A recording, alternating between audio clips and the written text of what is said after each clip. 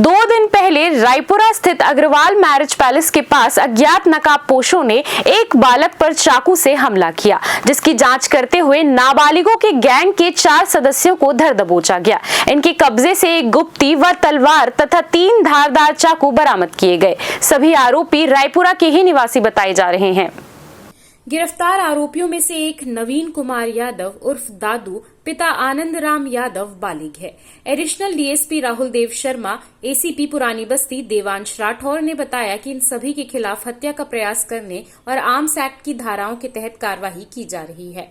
8 मार्च को marriage palace के पास e rickshaw सवार 4 नकाबपोशों द्वारा संतोष निषाद पर चाकू से हमला करने की रिपोर्ट उसकी बहन ने लिखाई थी। घायल की हालत अब खतरे से बाहर है। जांच के दौरान हालांकि ई रिक्शा में हमलावरों के सवार होकर आने का खुलासा नहीं हुआ, लेकिन सीसीटीवी फुटेज के जरिए एक नाबालिग आरोपी की पहचान हो गई। पता चला कि इसी नाबालिग आरोपी से पिछले साल दिवाली के समय घायल का विवाद हुआ था, जिसके बाद इस नाबालिग की गैंग का पता चला। डीसीपी संदीप पटेल के निर्देश पर जारी जांच में खुलासा हुआ कि नाबालिगों को ऑनलाइन ऑर्डर देने पर धारदार चाकुओं की डिलीवरी की गई थी। इन्हें हथियार बेचने वाले सोशल मीडिया प्लेटफॉर्म से जुड़े लोगों के खिलाफ भी कानूनी कार्रवाई की जाएगी। एक नाबालिग का पिता हत्या के केस में जेल में बंद है।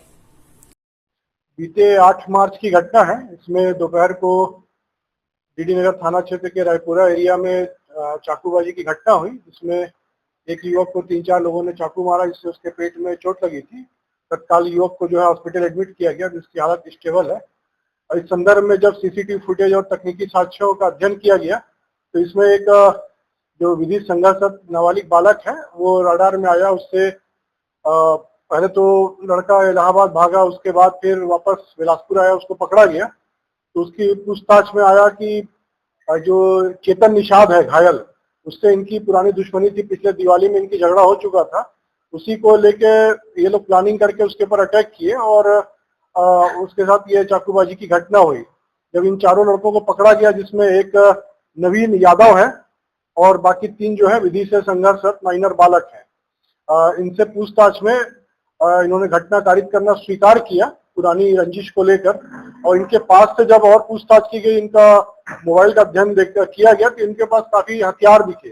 इस संदर्भ में ये लोग रील बाजी टाइप की चीजों पे ज्यादा अपने आप को डॉन दिखाने का इनको शौक, जो प्रवृत्ति है, वैसा कुछ दिखाई दे रहा था। तो इनसे पूछताछ किया गया कि हथियार बरामद हुआ, जिसमें एक तलवार, एक गुप्ती है, 3 चाकू इनसे बरामद हुआ है। और इन सभी पे वैधानिक कार्रवाई की गई है और इन पर न्यायिक रिमांड पे भेजा जा रहा है। नहीं, अभी इनका पुराना रिकॉर्ड नहीं मिला है। जो कुछ तो ऑनलाइन चाकू है इनके द्वारा, बाकी कुछ ये जो हैंडमेड बनाए गए हैं। और ये ले रहे हैं, इनकी जानकारी पूछताछ की गई है, उस पर अपन आगे बढ़ रहे हैं। हाँ, उस पर आगे बढ़ेंगे हम लोग कि जो हमको मिला है उनके मोबाइल पे डेटा उनका ले रहे हैं कि कहाँ से लिए, उस कंपनी से पूछा जाएगा। नहीं, अभी तक इनका पुराना आपराधिक रिकॉर्ड नहीं मिला है। ये दिवाली में इनकी झगड़ा हुई थी। दिवाली में पहले इनका मारपीट हो चुका है और थाने में रिपोर्ट इन्होंने नहीं किया था, पर ये आपसी रंजिश रखते थे। एक क्षेत्र में प्रभुत्व बनाने टाइप की इनकी प्रवृत्ति लग रही थी। दोनों ये लोग आपस में उस दिन भिड़ गए।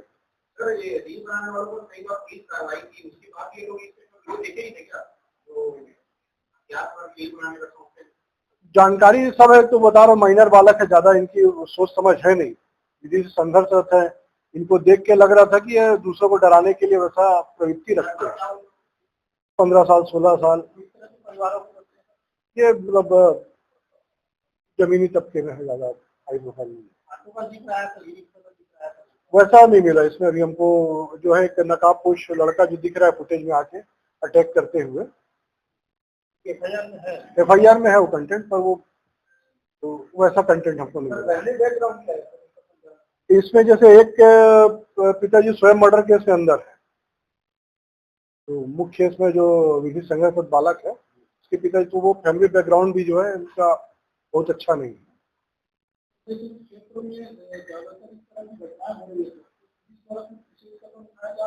निश्चित रूप से पुलिस द्वारा जो है प्रतिबंधात्मक कार्रवाई, अगर किसी के पास आर्म्स मिलता है तो आर्म्स एक्ट की कार्रवाई। अभी होली में बड़े पैमाने पर हमने लोगों को इसमें प्रतिबंधात्मक कार्रवाई की तहत जेल भेजा है और इससे एक प्रकार से दबाव बना हुआ है इनके ऊपर, ये घटना भी एक जो क्षेत्र में सकारात्मक प्रभाव लाएगी।